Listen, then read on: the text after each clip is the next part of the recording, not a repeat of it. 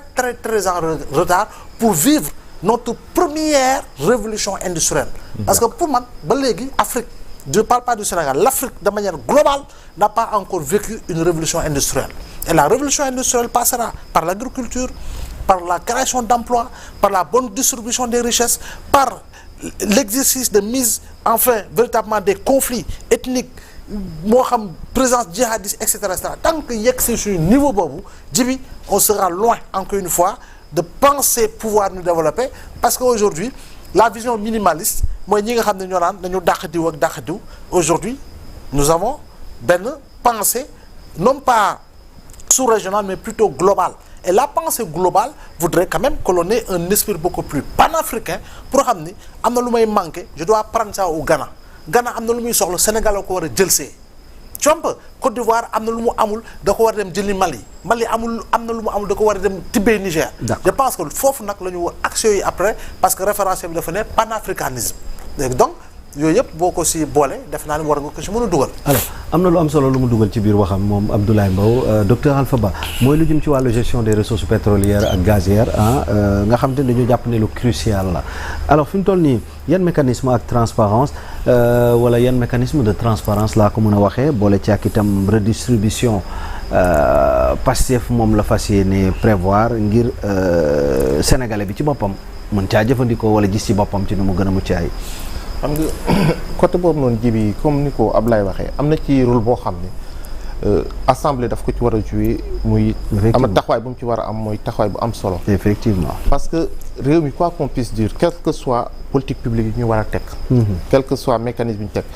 tant que teguñu des mécanismes de bonne gouvernance et de transparence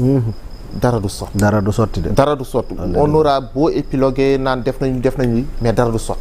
tant que mbir mi tegul ci ay chartes yu leer nañ Sénégal di xam te loolu nag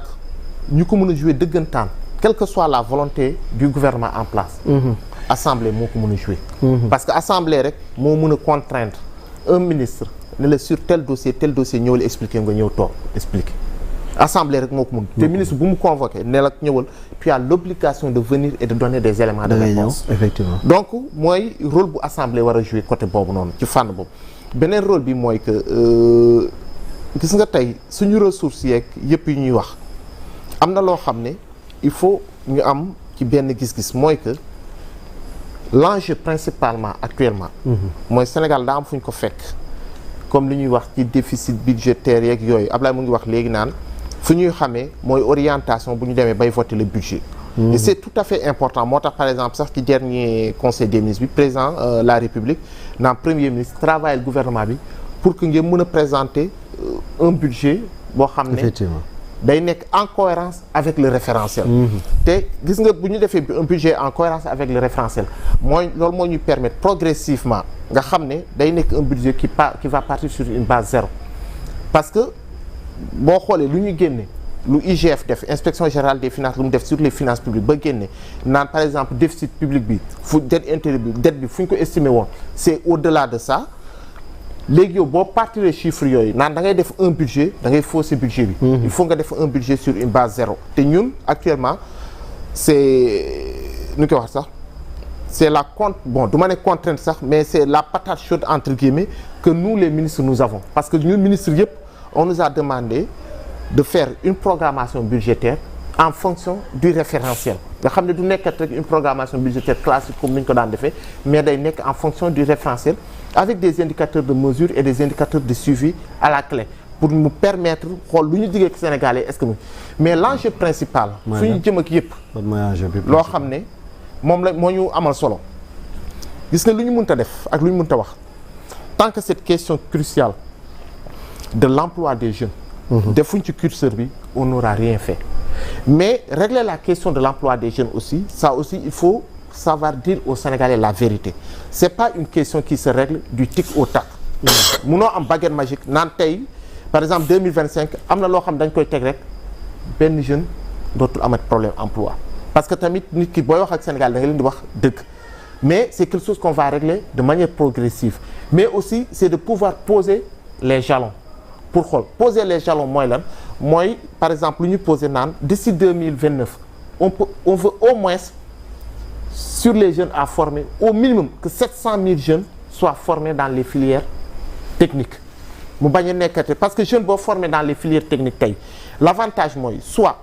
il peut être recruté mais ou soit il peut être auto-entrepreneur parce qu'il a les compétences pour pouvoir initier quelque chose par lui-même. Ça c'est la première chose. La deuxième chose mooy d'avoir une approche qui sera orientée vers les PME-PMI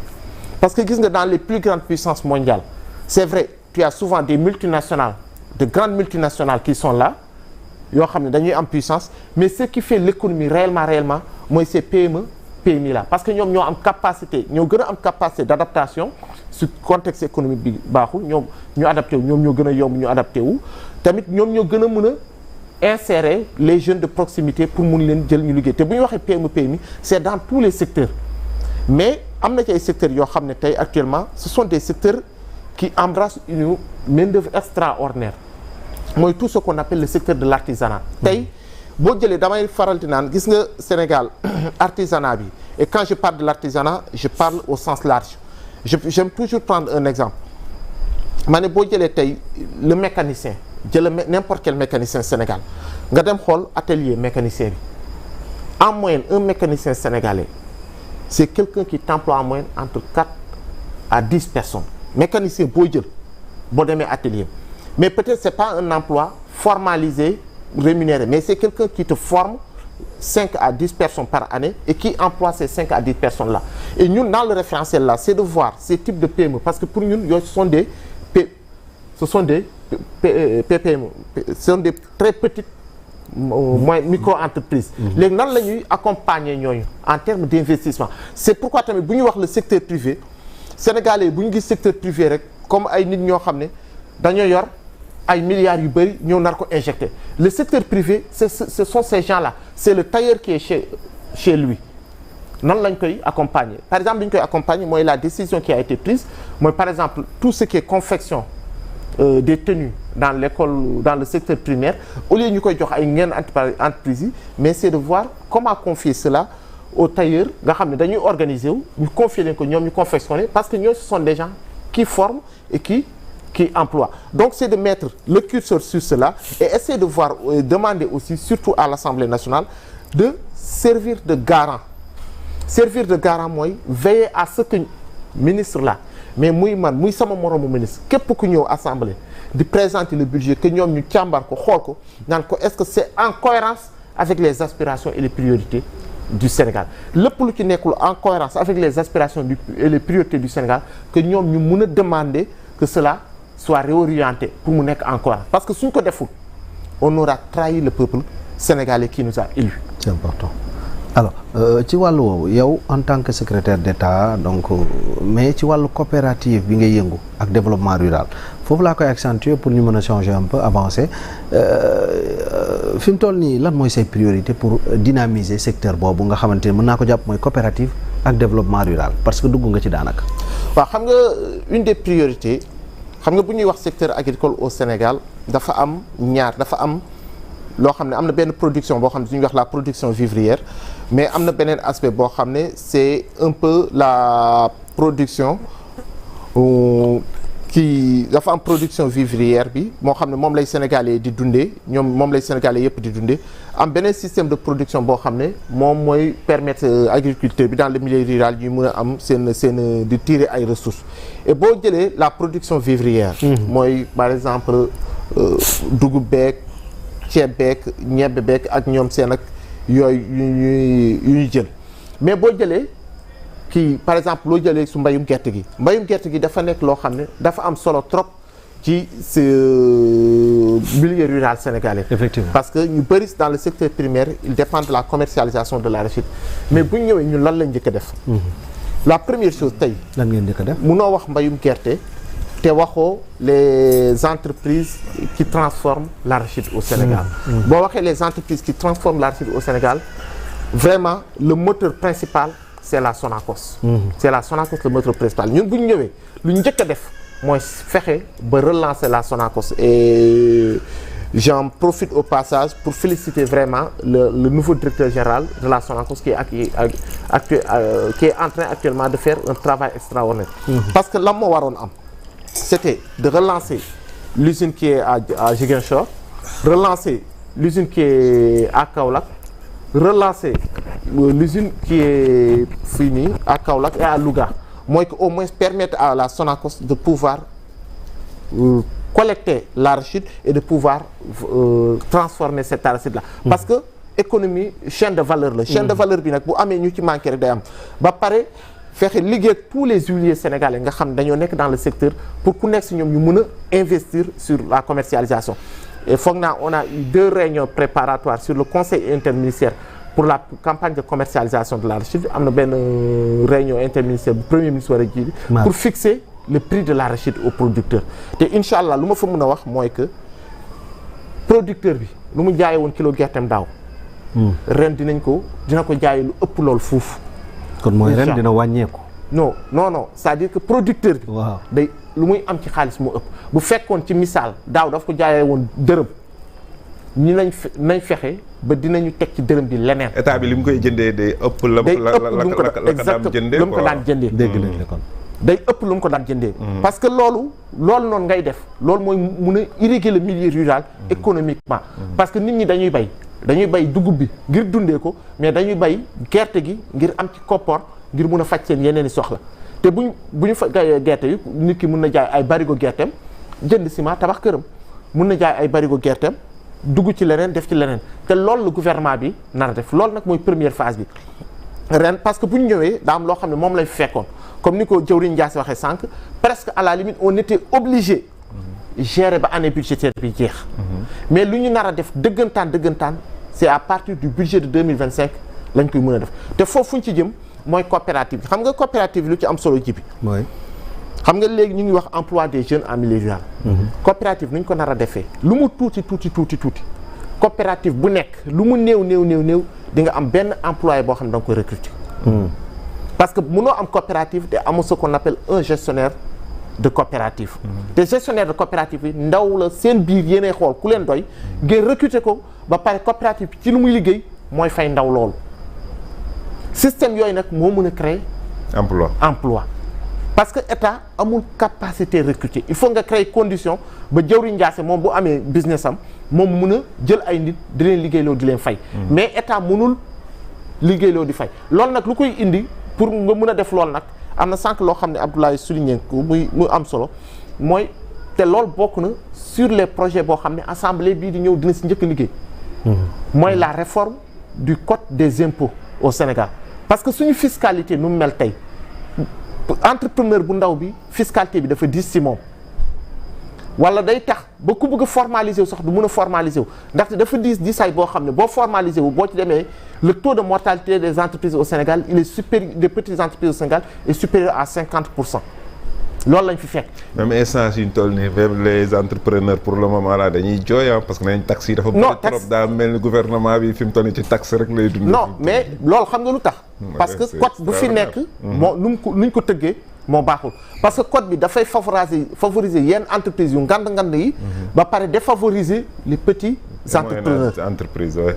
da leen di défavoriser. parce que tey mosoo dégg par exemple benn entrepreneur bu ndaw ñu ne dette baal nañ ko dette fiscale amul ñoom mooy rek lañ daan baal c'est-à-dire que ñu am capacité fay la ñuy baal léegi nag loolu pour nga def ko il faut nga revoir le code des impôts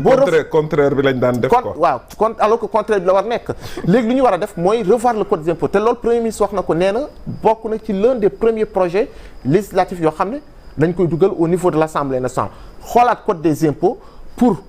élargir l'assiette fiscale mooy lan fu ñaar doon fay nga fexe ba fukk di fay waaye fu kenn doon fay juróom nga fexe léegi ba buy fay na fay dërëm xam nga bu ñaar doon fay juróom muy fukk nga fexe léegi fukk di fay mais ku doon fay juróom muy fay ñaar dërëm bu fukk fayee am nga ñaar fukk loolu moom c'est facile à expliquer xam nga lu tax nan moo tax parce que tey jii boo demoon tey jii ci benn marché ngay jaayee produit boo xamante ni 100 euros nga koy jaayee mën naa am bu marché bi neexee ba neex 5 clients ngay am mais boo jaayee produit boo xamante ni 10 euros nga koy jaayee au lieu que ngay am 5 mën nga am 100 clients 100 clients yuy am yuy fay 10 euros 10 euros moo ëpp intérêt 5 clients yuy fay 100 euros. 100 euros 100 euros am léegi nag fële ci ngay gën a ramasser xaalis. fële quoi.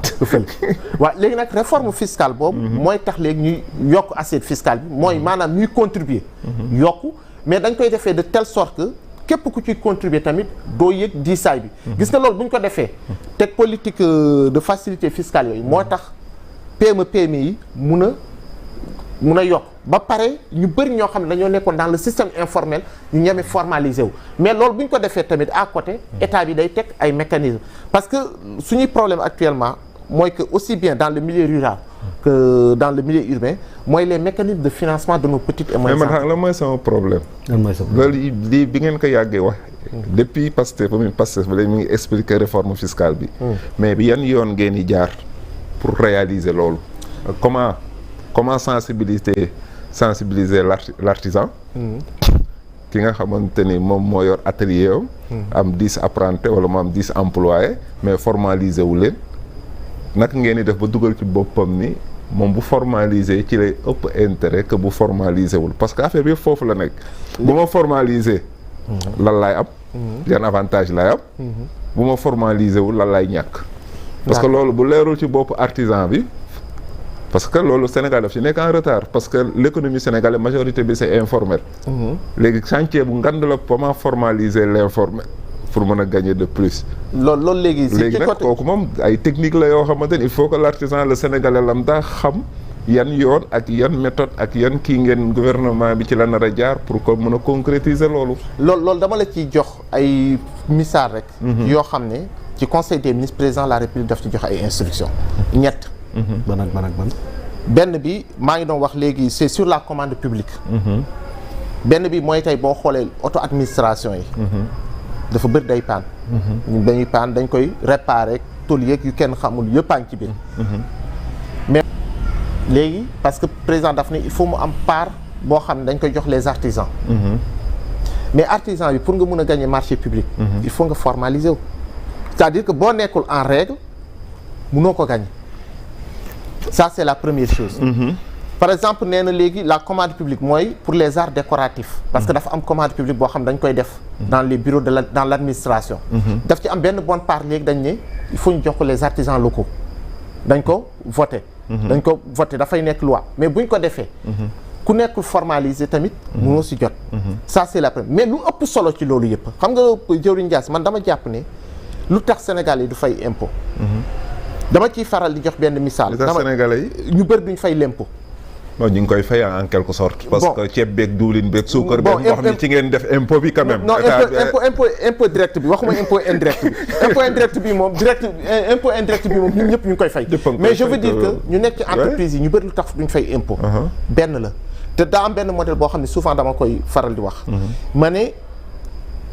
xoolal le modèle lu tax bu benn xalif taxawee. woote ne sas naa leen nangam. ci benn dëkku diine par exemple le khalife général des mourides bu wootee ne laaj ñaa taalibe yi dañuy def nangam ci Touba na taalibe bu nekk dugal ci loxoom lu tax taalibe yi di ci dugal seen loxo parce que taalibe bu ne gëm nga ne li ngay dugal sa loxo du xalif bee koy njëriñoo waaye si Touba la jëm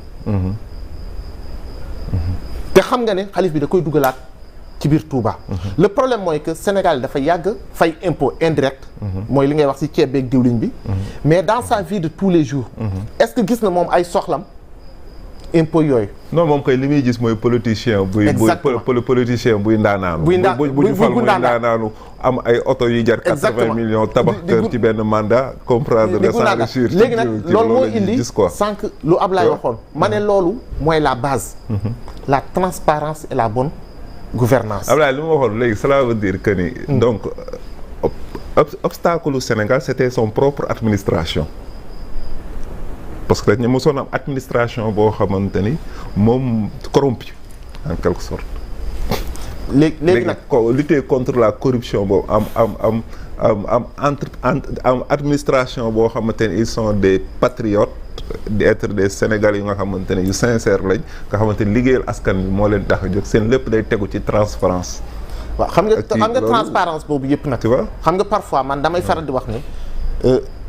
l'administration dans sa globalité parce que administration ñëpp a ci nekk am na si ñu jub am na si ñu jubul. c'est comme par le véritable défi bi foofu la. foofu administration ñëpp a si nekk. mais le problème parfois c'est pas les agents proprement. problème bi mooy ñu ne ci kaw. parce que ku ne ci kaw bu dëngee ñu ne ci suuf bu fekkee am na ñu si dëng mënoo leen pour nga jubbanti leen day metti waaye bu fekkee ku ne ci kaw yow da nga teg lépp mu leer ku ne ci suuf ku dëng ku ne am di nga am sañ-sañ rëkk ndiggam ndaxte du am nëbb doom dóor doom premier pas la moom premier pas loolu mooy premier pas bi léegi nag moo tax ma ne transparence bi moo ci ëpp solo gis nga transparence bi bu ci amee rek léppay jaar si yoon te damay doxee sànq mu ngi wax ci milieu rural bi am leen loo xam ne ñun dañ ko def ren bu ñu ñëwee mooy lan dañuy ñëw mooy bu ñu fekkee bu ñuy lancer le marché des intrants agricoles mooy gerte geek engrais bi gerte geek engrais bi nan la doon demee ministre bi doon tëju birum jox naa jëwriñ Ndiasse 100 tonnes même café de Rome lañ doon séddaloo engrais jox naa diwli ñëpp xam nañ ko ñoom ñu fi jàll moom bu fekkee da nga nar a jaar émission bi ñoom bon boo leen tuddee rek mooy c'est fini ñoom léegi pour transparence pour wax la effet yi ni mun a amee solo mais bu ñu ñëwee ren lan lañ wax dañ ne amul tëju amul lii état lancé na képp kuy opérateur ñëwal déposer nga wax ñëw engrais telle formule d'engrais ñaata nga koy jaayee nga wax ñaata tonnes nga mën a livrer gars yi def lépp ñu teg bu ñëwee bu ñu koy teg man maa ngi fa woon maa jiite woon commission bi ay agents ministère ngi fa woon CNC représentant les paysans baykat yi ñu ngi woon toog ci table yi dañuy ubbi enveloppe bi ne naan jëwriñ Ndiasse nee na lii lay jaayee lii lay jar Ablaye nee na lii lay jaayee lii lay jar Jibi nee na lii lay jaayee lii lay jar ñu xool prix yëpp naan prix bii moo gën a baax lii moom méngoog lu baykat yi bëgg prix bi la ñuy jël ñu jël ko gis nga bu ñu ko defee xam lan lañ ci def on a diminué le coût des engrais de 25% le prix 25% ba pare yokku quantité yi de 40% xam nga loolu nga mën a def mooy que nekkul loo xam ne da ngay kii mais juste benn acte de transparence bu ndaw nga impacter des millions de Sénégalais ñoo xam ne ñu ngi dans le milieu rural loolu nag moo tax man damay faral di wax ni gis nga combat bi yëpp ci lenn rek la tant que on met sur la place la question de la transparence et de la bonne gouvernance on pourra atteindre parce que man damay jàpp ne Sénégalais bu nekk Sénégal Sénégalais bu nekk Japon ak Sénégalais bu nekk États-Unis ak Sénégalais bu nekk Europe c'est le même Sénégalais qu'est-ce qui fait la différence de ce Sénégalais là mooy réew yooyu application de la loi bu ñuy teg ci Sénégalais damay joxe benn exemple rek am na benn at ma tukki xam nga rek boobu comme que ñun Sénégalais fii tàmmuñu takk ceinture de sécurité surtout boo toogee ci oto bi ci ginnaaw moom ñun c'est pas notre réflexe oto bi boo toogee ci ginnaaw tàmmuñu sa ceinture peut-être boo nekkee ci kanam mais boo toogee ci ginnaaw tàmmoo takk ceinture de sécurité dama dem France ma egg oto yu ko am bariwul de ceinture de sécurité ci ginnaaw waaw xam nga kon tàmmuñu ko léegi dama dem benn réew ma egg ma dugg sama benn xarit ñuy ànd ci oto ma yëg ci ginnaaw mu ne saa waay takkal ceinture de sécurité man ko saa waay ceinture de sécurité mu ne ma saa waay 150 € la ma ne ko ngani ma xëcc sama ceinture ndànk laal ko ndànk takk ba mu dëgër te pourtant su ma ñëwee fii c'est le même réflexe et de la même manière dama naan Sénégalais yi mooy il faut qu'on apprenne nous les Sénégalais à être sanctionnés financièrement parce que Sénégalais ku laal poosam laal ko ñun ñii ñëpp pour ñuy fàttaliku Sénégalais yu bëri il y a 5 ans il y a quelques années en arrière même ñuy toog ci kanam oto ñu doon takk ceinture sécurité ci kanam oto ñu néew la ñu woon mais bu ñu commencé policiers commencé ku ñu seen takkoo ceinture de sécurité ñu door la 6 000 francs ci la Sénégalais commencé am réflexe léegi ku toog otom lu muy njëkk a def mooy xalaat takk ceinture de sécurité même bu fekkee ñëpp a ko def ñëpp a koy def mais ñu bëri. mais tu penses que intervention boobu bu ñu la dóoree amande wala ñu jël sa permis yóbbu ko nga dem police fay ñu kii la loolu solution la nga yaakaar.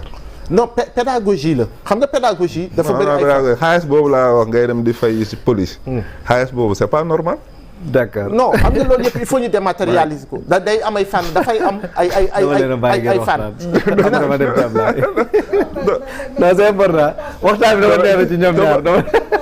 c'est très plaisant. je pense que. concrétisation bi dina gën a effective. au fur et à mesure ñu dem. on te verbalise et puis tu payes avec l'application. je pense que loolu bu gënee daj déjà pour man c'est une bonne wala démarche. tamit Ablaye Mbow da ngay war a voyager suba nga def infraction ñu nangu sa permis. waaw dundal la teew da nga war a voyager. Ah bon, loolu du solution war nañu am système boo. non système boobu mi ngi ñëw am na système boo xam ne xëy na essayé nañ ko. essayé nañ ba tey mag dajugul. ba tey dajugul. non nànk-nànk la. waaw ba tey dajugul mais je pense que loolu tamit bu ñu ko defee c'est lutter surtout contre la corruption. surtout. parce que jàpp naa ne loolu tamit phase bu am solo la. phase bu am solo. maintenant il y a une approche sociologique par rapport ak Alpha la mu doon expliqué man je dis il faut quand même que l'on ñu xam ne dafa am pas une approche mais une lecture sociologique. Lecture sociologique bi xam mooy lan ji bi. Sénégalais bon tàmbalee ko si Ablaye Mbow parce que man je toujours donne l'exemple si man. dafa bëgg loo xam ne moomeelu boppam la. séddoo amut. c'est-à-dire que tey jii nii naa am dara man ma ceeku mu nekk sama yëfi bopp su ma amee 1 million maa ko moom quoi. mais du ma xalaat bokk ak jëwrin ak Alpha benn kuréel goo xam ne moom xam-xamam ak sama xam-xam ak xam-xamam dañuy dajaloo teg benn mbir boo xam ñoo koy bokk. 1 million boobu man may liggéey pour am ko.